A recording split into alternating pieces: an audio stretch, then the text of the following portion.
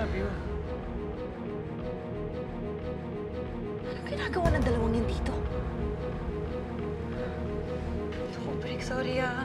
Hindi ko na kasi alam yung isipin ko palusot eh. Ayun agad naisip ko eh. Alam nga naman sabihin kung yung plano natin na hinahanap natin si Tita Clarice, di ba? Alam, magagalit yun. Nilang ako sa ito. Mukhang may pinaplano pa sa akin, ah.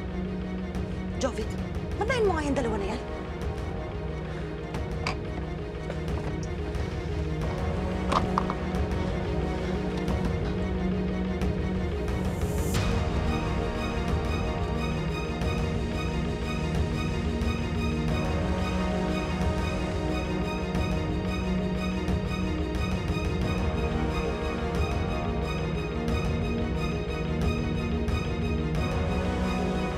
Hindi, Briggs.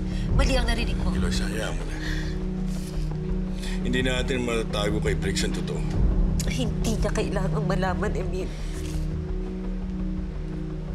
Sa totoo po, ikaw po ba yung pumatay kay Ninong Benji? Briggs, makinig ka sa akin. Hindi ko sinasadya.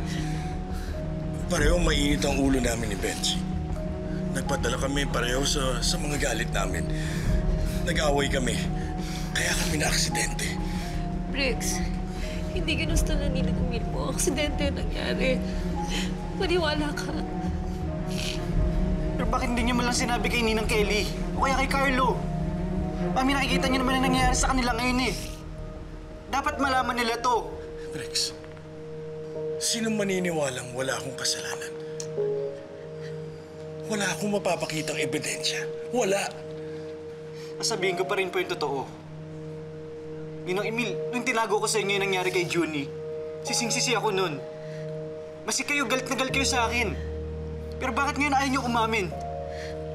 Briggs, para sa pamilya natin, amin din tayo, anak.